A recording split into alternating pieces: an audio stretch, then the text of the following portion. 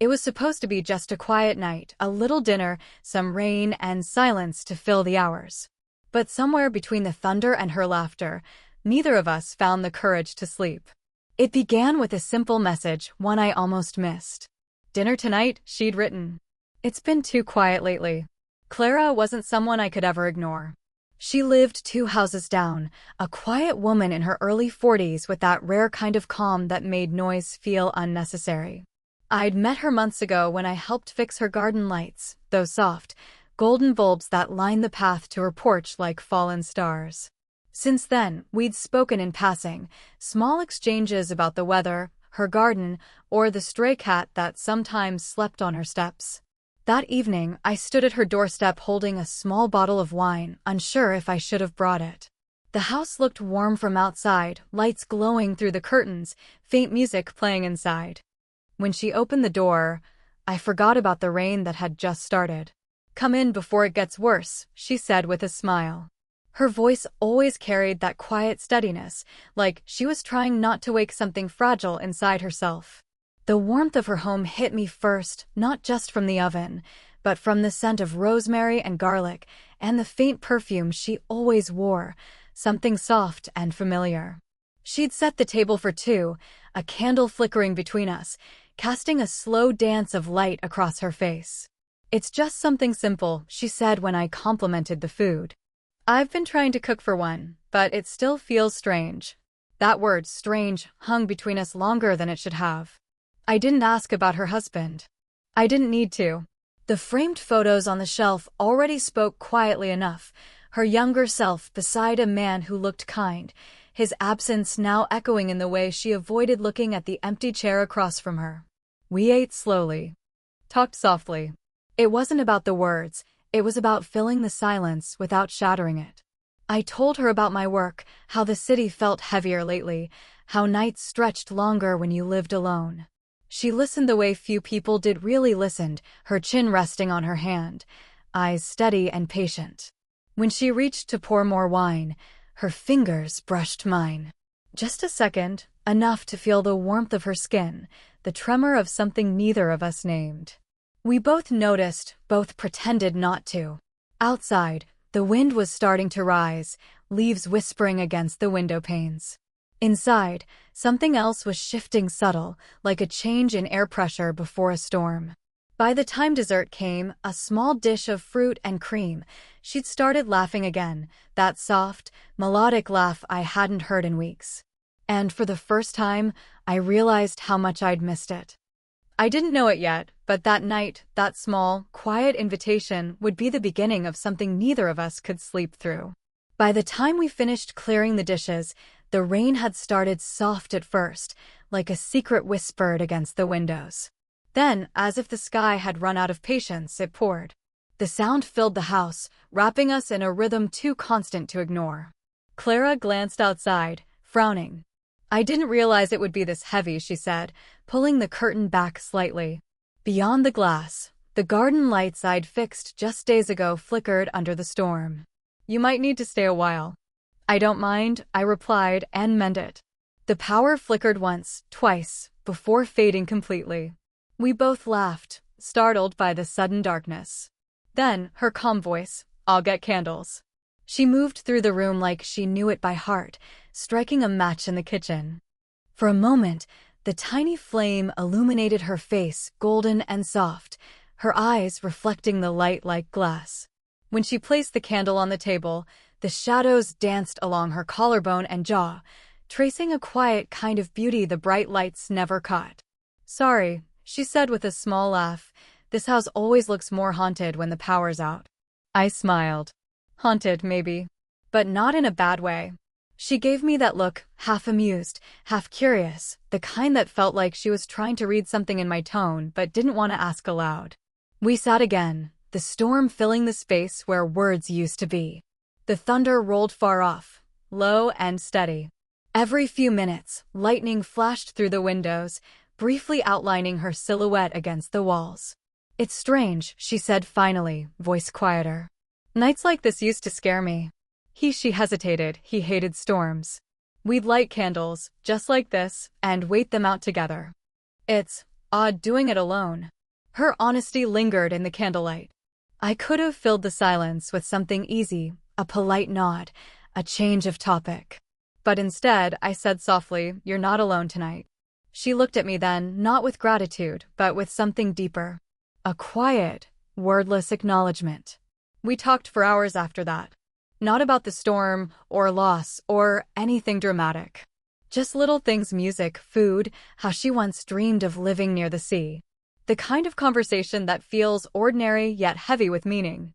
At some point, she stood to refill our glasses, and as she leaned over, her sleeve brushed my arm. Neither of us moved right away. The candle flame trembled between us, light and fragile. When another burst of thunder shook the house, she laughed nervously, and I did too, but I saw her shoulders relax, as if the laughter itself had steadied her. Outside, the storm raged on. Inside, something quieter began to grow, an intimacy not born of words or touch, but of shared silence, flickering light, and two people realizing they didn't want the night to end. The storm had eased into a steady rhythm, the kind that seemed to hum softly through the walls. The candles were burning lower now, the air thick with the scent of melting wax and rain-soaked earth. We'd moved from the dining table to the couch, half out of comfort, half out of unspoken invitation. Clara sat tucked into one corner, her knees drawn up slightly, a blanket resting across her lap. I sat across from her, the small coffee table between us now holding what remained of the wine. Neither of us seemed in a hurry to pour more. "It's funny," she said after a while, her voice low, eyes following the candle's flicker. "You can live in a house full of memories and still feel like you don't belong in it anymore." I looked at her, not just looked, but saw her.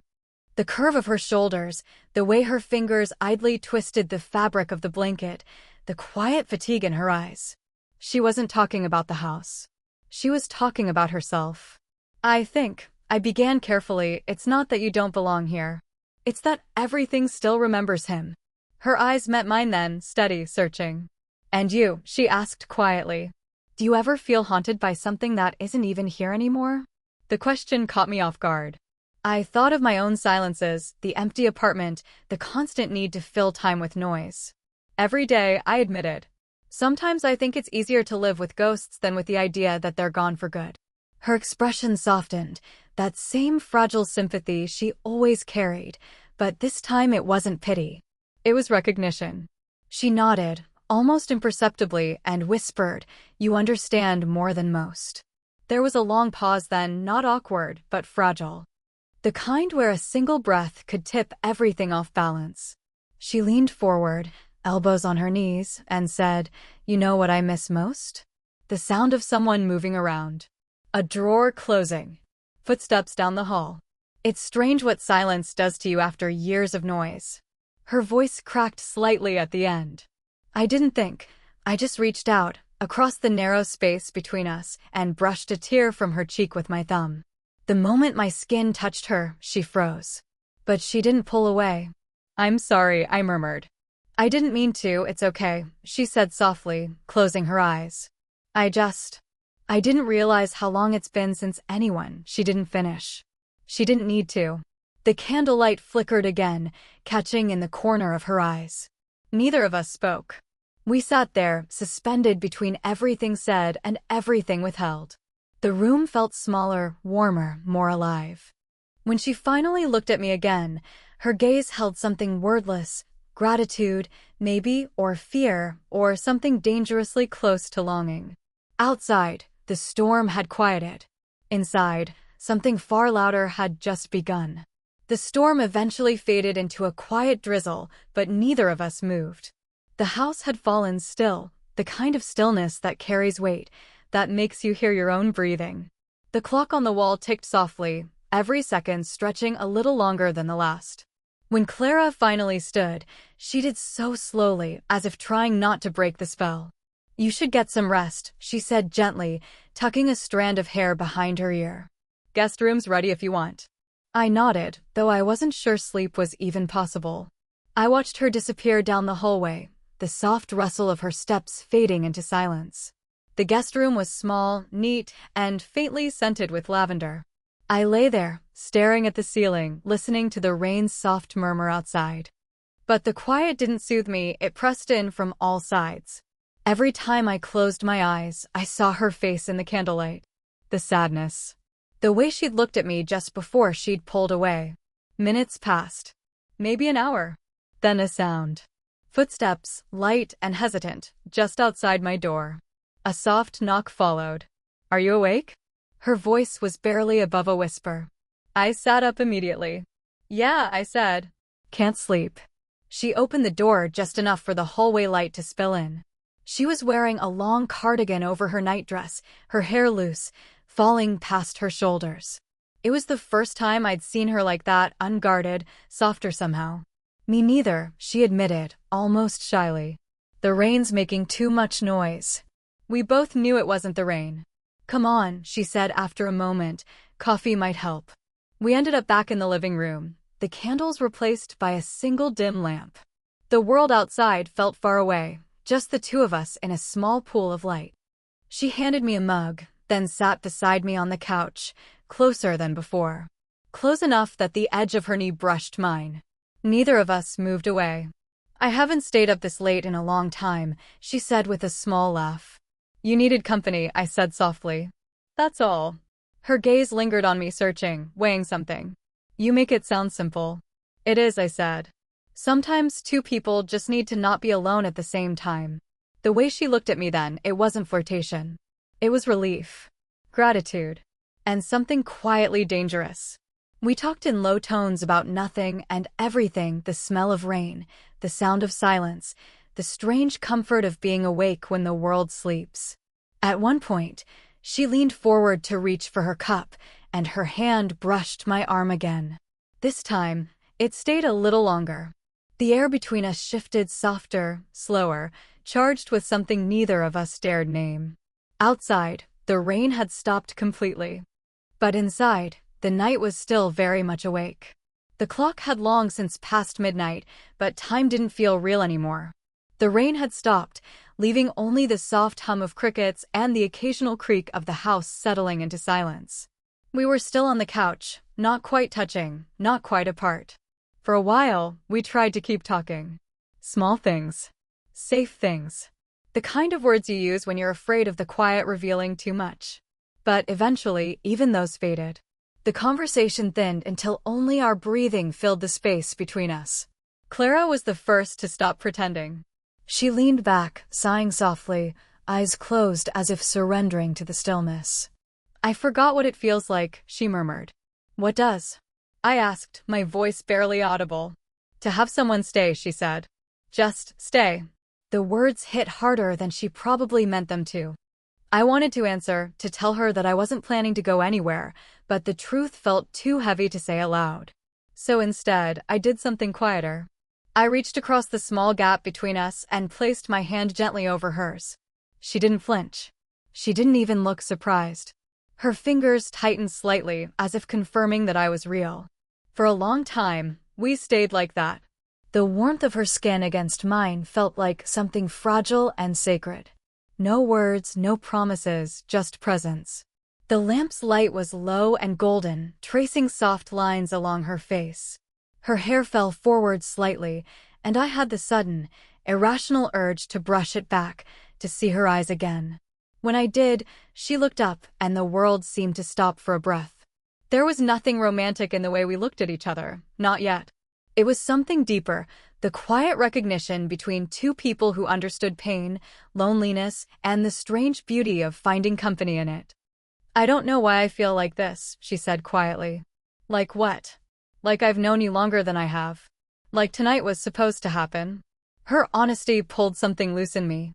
My hand turned slightly, my thumb brushing along the side of hers, a small movement, but it felt like everything. Neither of us said another word.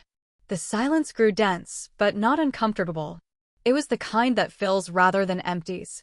At one point, her head drifted toward me, not a conscious lean, more like a natural gravity. Her shoulder rested lightly against mine. I felt the weight of it, the warmth. I didn't dare move. And there, in that quiet room, no rain, no thunder, no words, something changed. Not a confession, not a kiss. just a shared heartbeat that finally found its echo. We stayed that way for a long time. Awake. Listening. Not to the storm outside, but to the one we'd both been carrying within. Morning arrived softly, almost hesitant, as if it didn't want to intrude. Pale light slipped through the curtains, drawing gentle lines across the living room. I was still there on the couch, my back sore, my mind strangely clear. Clara had fallen asleep against my shoulder sometime before dawn, her breathing slow and even. For a moment, I didn't move. I just watched her, the calm on her face, the faint crease between her brows that softened when she exhaled. There was a quiet intimacy in that stillness, a wordless peace that didn't need to be explained. Eventually, the sound of a bird outside stirred her awake. She blinked, disoriented, then straightened slowly, brushing her hair back. "Did I?" she began, her voice rough from sleep. "Yeah," I said gently, smiling. "You fell asleep right here." Her cheeks warmed with a faint blush. "I'm sorry," she murmured. "I didn't mean to, it's fine," I interrupted softly. "It was nice." That word, nice, hung there for a second, not quite enough to capture what the night had been, but maybe it didn't need to. We both knew it wasn't just nice. It was something delicate, unplanned, and real. She stood and went to the kitchen, her cardigan slipping slightly off her shoulder. The morning light followed her, painting her in a pale glow. I listened to the quiet clatter of cups, the kettle starting to hum. "Coffee?" she called out. "Always." When she returned, she handed me a mug and sat across from me again. The air between us felt different now, lighter, clearer, though something unspoken still lingered there. "I should probably apologize," she said after a moment. "For last night. For confusing things." I looked at her carefully. "You didn't confuse anything." She gave a small, almost sad smile. "Didn't I? I haven't felt close to anyone in a long time. It's easy to mistake comfort for something else." I wanted to argue, to tell her it wasn't a mistake, that what happened wasn't born of loneliness, but understanding. But instead, I set my cup down and said quietly, "Then maybe comfort is what we both needed." Her eyes softened. She leaned back, taking a deep breath. "You're kind," she said finally. "Too kind, maybe. Be careful with that." I laughed quietly. "You sound like my mother."